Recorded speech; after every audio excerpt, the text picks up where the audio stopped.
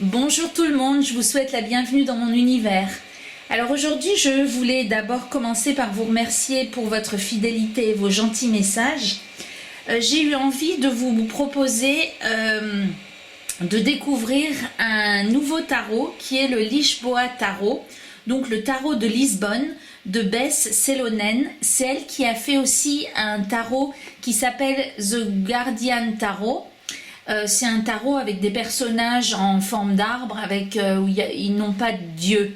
Je ne l'ai pas encore acheté, j'aime beaucoup les illustrations, mais il ne suit pas vraiment le rider et quand je ne retrouve pas les deniers, les épées, etc., j'ai un peu plus de mal. Alors, donc ça c'est le tarot de Lisbonne, donc elle est tombée amoureuse de Lisbonne quand elle y est allée et elle a représenté sur un tarot de type rider toutes une partie des statues, des jardins qu'elle a pu découvrir dans cette belle ville. Donc si vous connaissez Lisbonne ou pas, je pense que ce tarot pourrait vous plaire. Donc on va commencer tout de suite par sa découverte. Alors il se présente dans une boîte aimantée. Alors je lui ai... Donc il y a un petit ruban pour sortir les cartes. Et il y a un petit livret en anglais. Alors je lui ai demandé le livret en PDF pour pouvoir le traduire plus facilement, mais le PDF qu'elle m'a envoyé, j'arrivais pas à l'ouvrir et bon, j'ai abandonné. En tout cas, il se présente de la façon suivante. Donc il y a une petite représentation de la carte. Il y a le message de la carte et il y a les sens renversés. Donc c'est pas des mots-clés, c'est vraiment une explication sur comment on peut interpréter la carte, ainsi que comment interpréter la carte en sens renversé. Et moi, ce que je vais vous présenter, eh bien, c'est la partie à propos de l'image, donc où elle nous indique pourquoi ce qu'elle a voulu représenter et parfois pourquoi elle a voulu le représenter. Donc on va commencer par les arcanes majeures. Donc c'est tout des représentations qu'elle a faites elle-même et j'aime beaucoup son style et j'aime beaucoup ce tarot. Donc voilà. Donc là c'est le fou et ce personnage il se trouve sur la collection de statues qui est située à l'Assemblée de la République de Lisbonne. Là, on a le magicien. Alors là, cette statue a été inspirée par... elle est située à gauche dans le vestibule de la basilique Estrella. Vous verrez qu'il y a beaucoup de représentations qui sont issues des statues de la basilique. Alors on a toutes les représentations habituelles, donc il y a les coupes, l'épée, les deniers et puis les bâtons. C'est juste les représentations des personnages qui sont issus de ce qu'elle a pu trouver à Lisbonne. Alors là on a la grande prêtresse et là il s'agit d'une statue qu'on trouve en haut des escaliers de l'Assemblée de la République, qui est le Parlement à Lisbonne.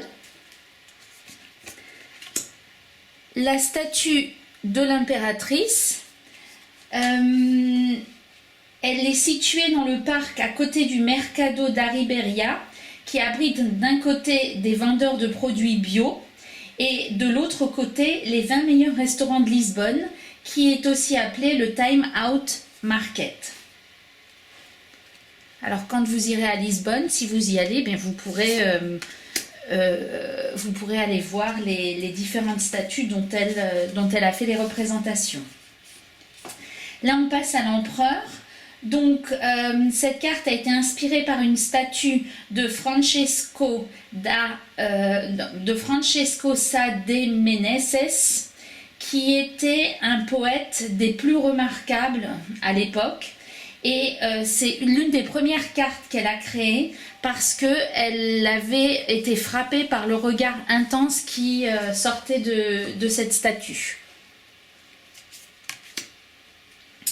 Là, on est dans la carte du hiérophante. Donc là, elle a été inspirée par deux différentes photos. Une d'un bâtiment qu'elle a trouvé lorsqu'elle a cherché une église, une vieille église. Et la deuxième, c'était la statue qui était à l'entrée de l'église du Christ roi et qui est située dans la baie de Lisbonne qui regarde la cité. Ensuite, on a les amoureux. Alors vous voyez, là il y a deux personnages qui sont représentés, qui représentent donc les amoureux. Hein, la carte s'effrite. Elles sont assez épaisses et elles glissent pas très bien. Donc la carte des amoureux, c'est inspiré du belvédère du jardin d'Aestrella en face de la basilique du même nom. Il l'accueille en été des danses latines en plein air où dansent les locaux. Le chariot, donc là c'est le monument du roi José Ier qui est représenté. La force, alors celle-là, cette représentation on la trouve sur la place Dona Pedro IV qui fait face au Tage et crée un chemin droit vers le personnage trouvé sur la carte du chariot. Donc quand on regarde dans cette direction-là, on tombe sur le personnage qui est représenté là. Après on a la carte de l'ermite. Donc là, ce personnage est situé sur la Jarim Don Luis, en face du Mercado da Ribeira.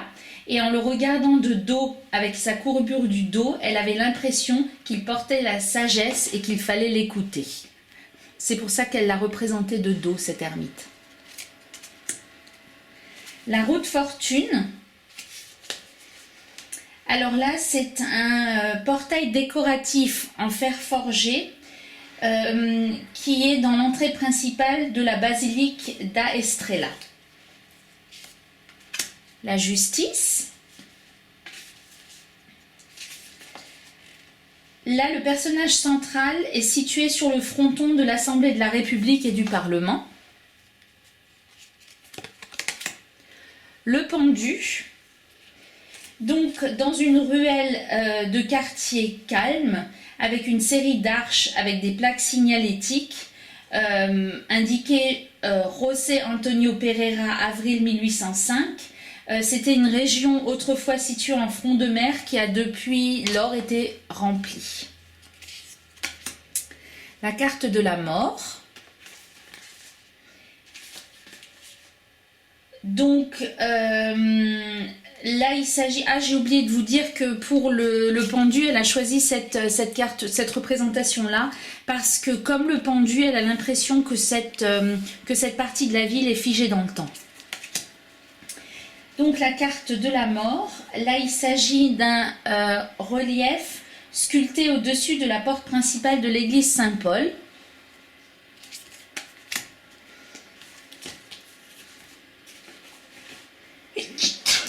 Pardon.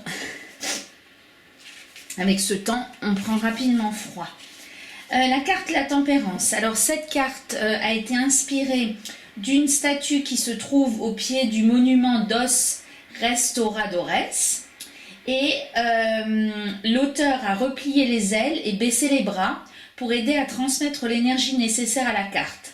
Dans l'arrière-plan, c'est le château de Saint-Georges qui domine la ville. Donc c'est là, dans l'arrière-plan, c'est le château. Ensuite, on a la carte du diable. Alors, on nous dit qu'elle est inspirée par les statues qui se situent au sommet de l'Arco da Rua Augusta, quand on marche depuis le front de mer à travers les commerces carrés. La carte de la tour, alors celle-là, je ne savais pas, j'étais à Lisbonne et je ne l'ai pas vue, alors je ne sais pas où j'ai été visiter, parce qu'apparemment elle est très connue. Donc là il s'agit d'un ascenseur, l'ascenseur de Santa Giusta, en fonte, construit en 1902 et il est toujours utilisé. Il est, contrairement au bâtiment aux couleurs vives, on voit quelque chose à prédominance noire qui dégage un sentiment inquiétant et c'est la raison pour laquelle elle l'a pris pour représenter la tour. La carte de l'étoile. Alors là, on a une représentation de Antonio Ribeiro. C'était un poète du XVIe siècle et il est situé dans le quartier du Chiado qui a une énergie incroyable qui nous anime toute la nuit et ce n'est que lorsque le soleil se lève que cette partie de la ville se rendort. La carte de la Lune. Alors, pour la Lune, elle nous dit que cette carte a été inspirée par la statue principale du Dom Pedro 4 Square et que avec le Castello des Georges au loin, donc le Castello des Georges qui est là, et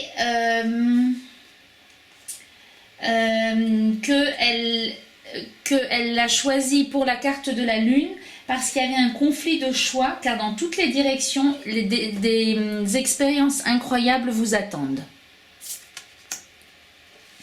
La carte du Soleil, là il s'agit de deux endroits incroyables.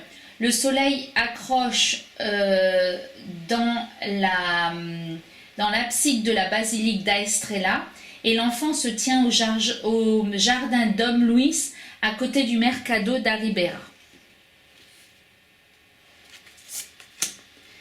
La carte du jugement. Alors là, on a un visage avec des rayons émergeants au-dessus de la porte de l'église de Nossa Senhora da Conceição. Le cimetière est une combinaison du sanctuaire du Christ roi au loin et des pierres tombales vues tout au long des voyages de l'auteur dans la ville. Et on finit les arcanes majeures avec le monde. Et là, elle nous dit que c'est une statue au-dessus de l'entrée principale de la basilique d'Aestrella. Donc voilà pour les arcanes majeures et on va passer aux arcanes mineures. Alors on commence avec les bâtons. Donc dans le livret c'est la même chose, hein. Il y a les mêmes explications, une explication en droit et une explication en renversé et la signification de la carte. Donc cette carte, elle représente le plus grand cyprès de Lisbonne qui se trouve dans les jardins du Principe Réal et il paraît qu'il est tout bonnement incroyable. Le 2 de bâton, il a été inspiré d'un bâtiment bleu qui ressemble à la tour et au point de vue et qui est idéal pour se projeter, donc qui représente bien pour l'auteur la carte du 2 de bâton. Le 3 de bâton, donc là on est dans des reliefs vus sur l'opéra et par le carrelage trouvé dans toute la ville. Je pense que c'est ça. Le 4 de bâton. Alors c'est un belvédère qui se trouve dans le jardin d'Aestrella et là il y a des danses qui sont improvisées le soir avec beaucoup d'ondes positives. D'où la carte du 4 de bâton. Le 5 de bâton. Alors là on est dans une carte qui représente Jao de Deus, qui est une statue dans le jardin d'Aestrella. Le 6 de bâton, elle a été inspirée par le monument du roi José Ier. Le 7 de bâton, c'est une statue qui surveille la place à l'extérieur de l'église Saint-Paul. Alors le 8 de bâton, c'était intéressant parce qu'elle représente elle avait pris une photo qui capturait le 25 avril, donc il y a une fête à Lisbonne, au Portugal, la révolution des œillets. Et donc elle a fait une photo qui capturait le 25 avril et les projections qu'il y avait dans le ciel et le sanctuaire du Christ roi. La révolution des œillets, c'est quand le pays est passé du fascisme à la démocratie. Et donc c'est prélevé d'une photo qu'elle avait effectivement prise ce jour-là. Le 9 de bâton, donc ça c'est un personnage qu'on trouve sur le fronton de l'Assemblée de la République. Le 10 de bâton, eh bien c'est un personnage, c'est Marie, qui est assise sur un âne sur le sol de la basilique d'Aestrella. Le page de bâton, il se trouve dans le jardin Dom Luis. Le cavalier de bâton, c'est le roi José Ier qui est tourné vers l'ouest en direction du pont du 25 avril de Belém, qui est un poste stratégique pour protéger la ville du temps passé. La reine de bâton, cette carte de la reine a été inspirée, elle est passée elle a vu des murs de pierre et de ruines qui étaient trouvés dans un ancien point de vue du jardin d'Aestrella, ainsi que par une statue d'une des petites places de la ville. Et le roi de bâton, donc là on est dans une représentation d'un poète du XVIe siècle qui est honoré sur la Praça Luís de Camões. J'ai dû faire une petite coupure parce que mon aspirateur faisait un bruit du tonnerre. Bon, bref. On passe aux épées. Donc l'as d'épée, c'est un clin d'œil à la mémoire de ceux qui ont lutté contre le fascisme en plaçant le pont du 25 avril dans le décor. Donc on voit là le pont du 25 avril, qu'on a vu sur la carte du 8 de bâton de manière plus précise.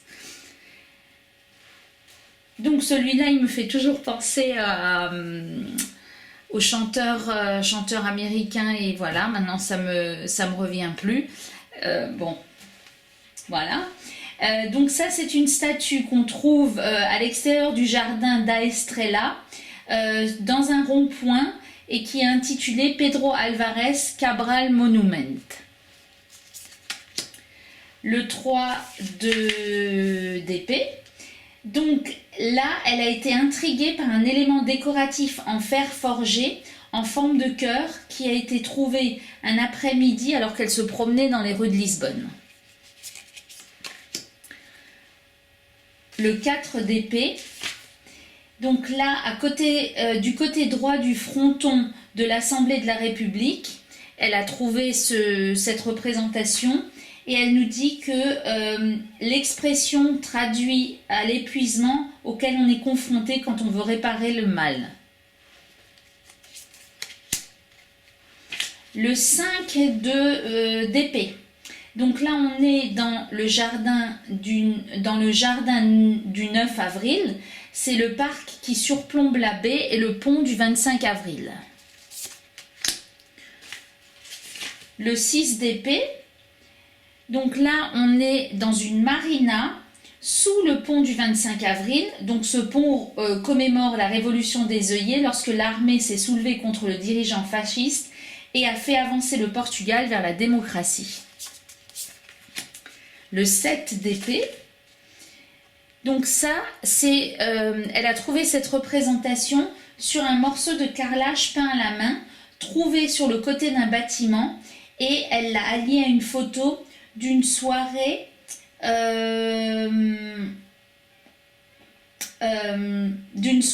qui avait été menée sur le front de mer.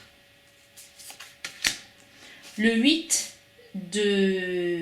d'épée. Alors là, elle a représenté un des nombreux escaliers. Alors, niché en face de l'Assemblée de la République, il s'agit d'un des nombreux escaliers pour traverser la ville. Sans carte, c'est très facile de se perdre là où les voitures ne vont pas. Le 9 d'épée, donc ça c'est un buste de fer qu'elle a trouvé dans le jardin d'Aestrella. Il semblait être quelqu'un qui a vu des cauchemars et qui avançait face à chacun à la lumière du jour. C'est pour ça qu'elle l'a pris en 9 d'épée qui représente souvent les cauchemars. Le 10 d'épée. Donc là, on est dans une représentation de Pedro Álvares Cabral du monument qui est à l'extérieur du jardin d'Aestrella. Le page d'épée, donc là, on est encore dans ces fameux escaliers dans la ville pour se déplacer dans les zones vallonnées. Et là, c'est une statue qui représente un enfant dans le jardin Dom Luis. Le cavalier d'épée. Donc là, il s'agit d'une pièce centrale dans le monument du roi José Ier. La reine d'épée, elle a été trouvée sur un mur de pierre et des ruines d'un ancien point de vue du jardin da Estrela et une statue d'une petite place trouvée dans les rues de Lisbonne. Et on termine par le roi d'épée. Donc là, il s'agit d'une représentation d'un poète du XVIe siècle qui est honoré sur la Praça Luís de Camões et il est situé tout en haut de la collecte. Voilà. Donc on continue avec les coupes.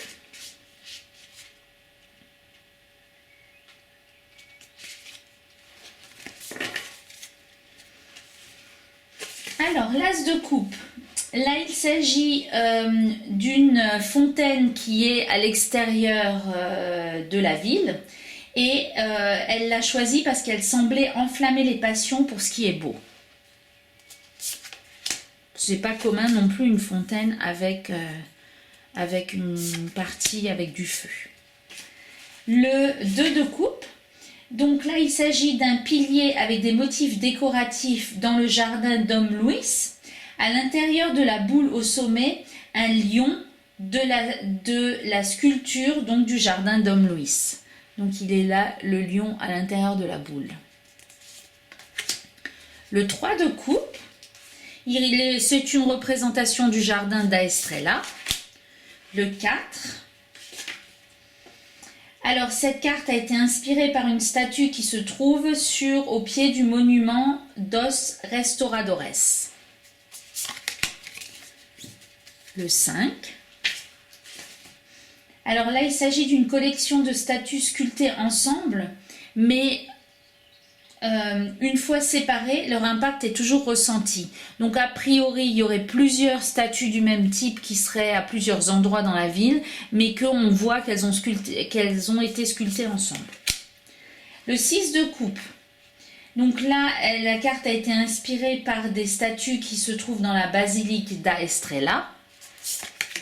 Le 7 de coupe.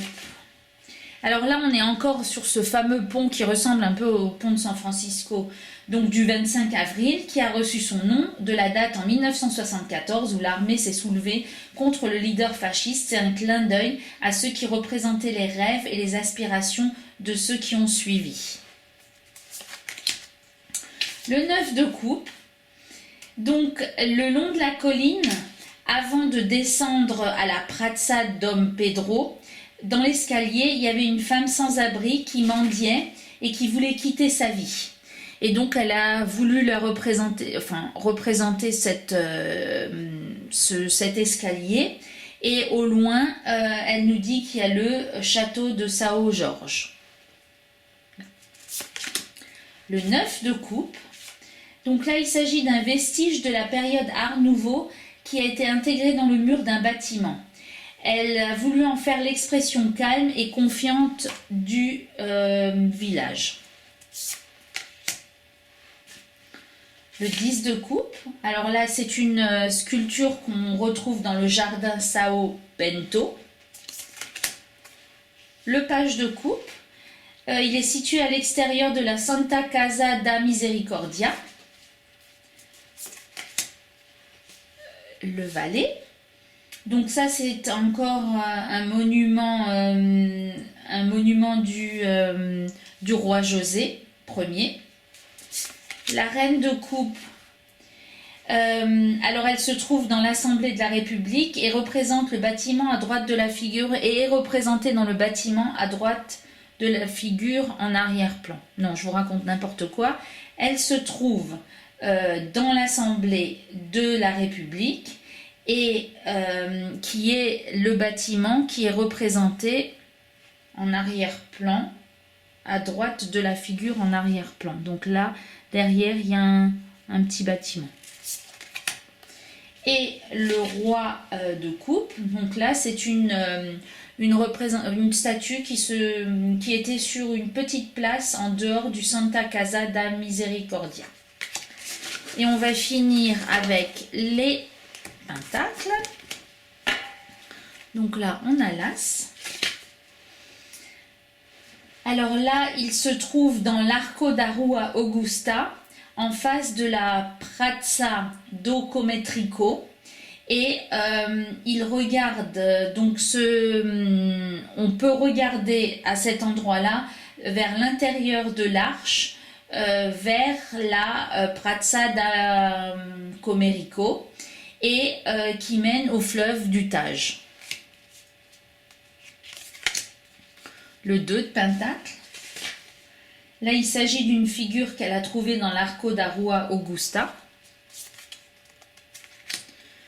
Le 3. Alors, il y a une collaboration importante de sites touristiques à Lisbonne. Le bâtiment à l'arrière était en ruine, mais il y a un groupe d'investisseurs qui les rénove.